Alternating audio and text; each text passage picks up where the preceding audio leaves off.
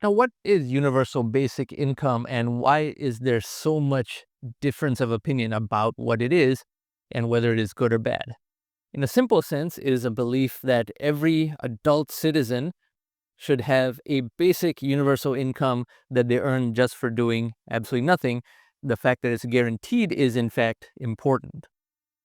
Now, there's differences about who should get it. Should people who are not citizens get it? Should illegal immigrants get it? And so on and so forth. But the confusion arises from both sides in that each is trying to push a certain agenda.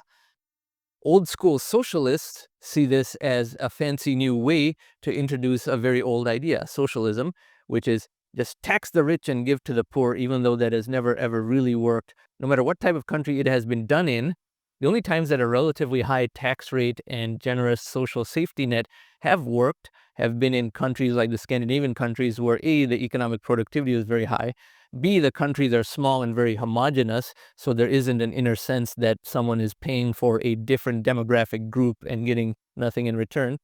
And C, because their government is innately more productive.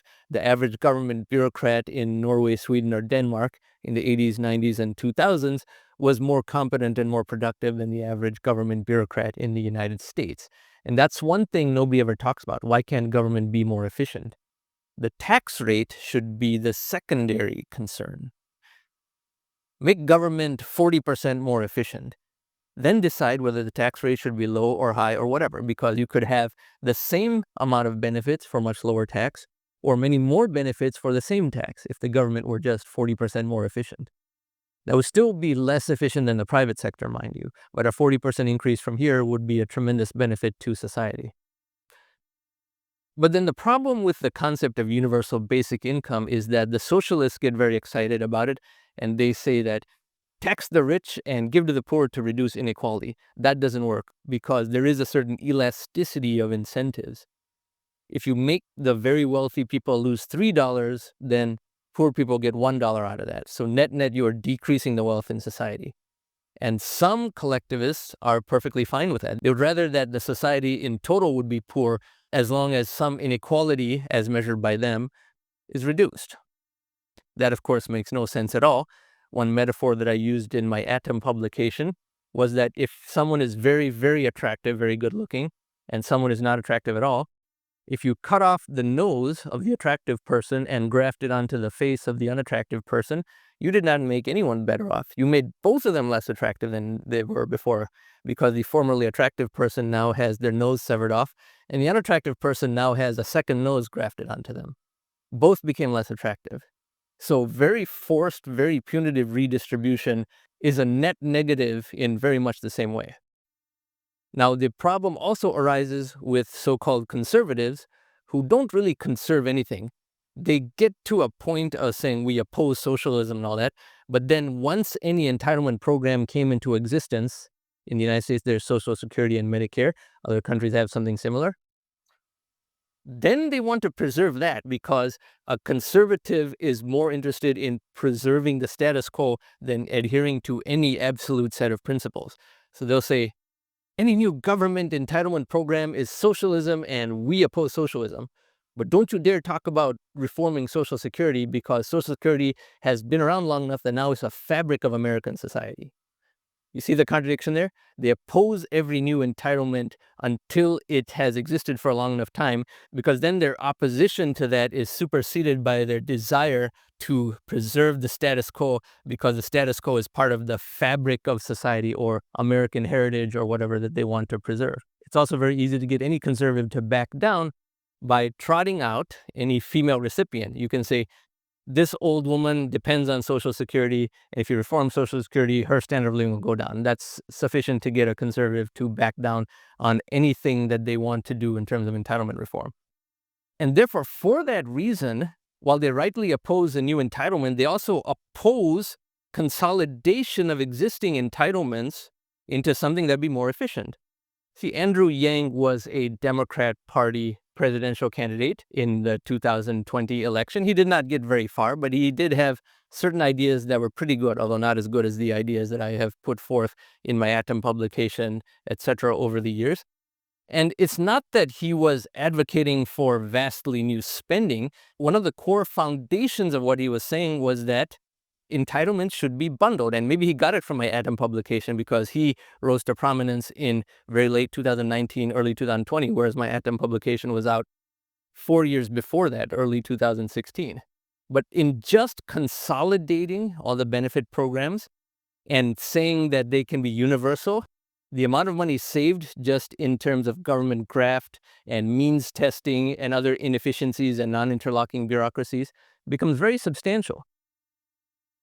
75% of all U.S. federal government spending is merely a transfer between individuals in the form of these various entitlement programs. And since taxes collected are not even 75% of government spending, we have substantial deficit spending. Taxes are maybe 70% and then 30% is deficit spending above that.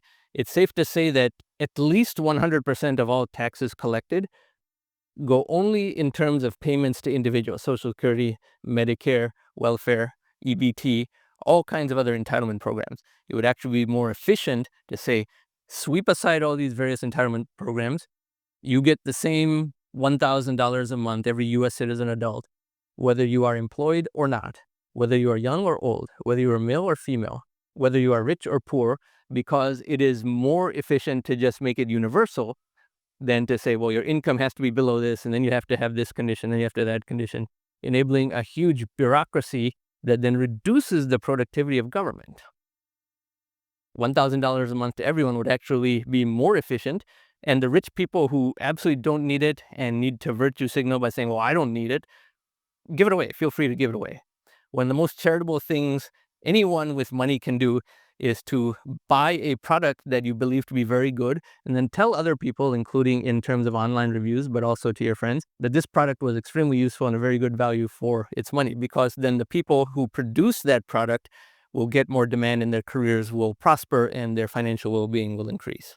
So a consolidation is attractive just in terms of the massive simplification it represents and the 40% increase in the deployment of government funds that it represents. In my Atom publication, I don't use the word UBI because that has too much baggage around it. The most crazed and vengeful socialists talk about UBI all the time because they're not even interested in helping the poor. They're only interested in hurting people that they perceive to be wealthy. They're confused about who is wealthy and who isn't because they equate a billionaire and someone who makes only $400,000 a year as the same, because both of those people seem wealthy to the street level activists. Therefore, any tax scheme designed to tax billionaires usually falls on the upper middle class, the $400,000 income households. And that's why UBI is stigmatized because of extreme socialists taking it over.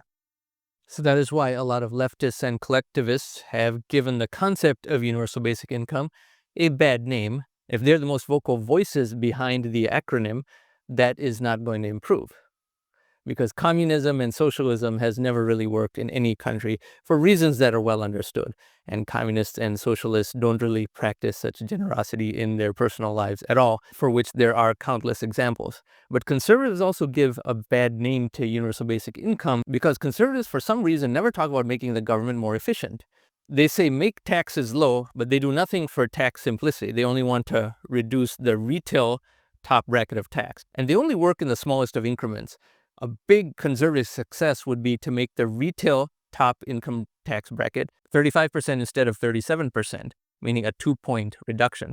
They can never think big, such as an idea of how automating most of government can lower income tax on humans to zero, while also having a more robust safety net that takes the form of a universal stipend, for example. How? Make the government more efficient. Why can we no longer speak in terms of the government becoming just 40% more efficient? It can actually be much more than that as well. Think of it another way. Think of a household that is a major net taxpayer. So that household's taxes pay for the safety net of maybe 2 recipients. And then with deficit spending, you get down to a 3rd recipient. So one person's taxes pay for 2 people's safety net, and then deficit spending adds a 3rd person to the safety net, but you can never get to more than 3. The ratio just doesn't apply. Now with automation and AI, The same thing that scares people about AI automating so many tasks so some jobs go away, that can in fact stretch that ratio considerably. Instead of one taxpayer ultimately supporting three people, one of those three via deficit spending, instead of 3 to 1, why not 5 to 1, 10 to 1, 20 to 1? And then you don't even have to tax that poor taxpayer anymore because what they were paying in taxes was so much less than the safety net being funded for 20 different recipients. If automation can take away human jobs and is so much more efficient than humans at a variety of tasks, then just harnessing all of that into the government to fund a safety net that does not require taxation of the most productive humans, which itself makes them uncompetitive relative to artificial intelligence and automation, is the natural progression of the future.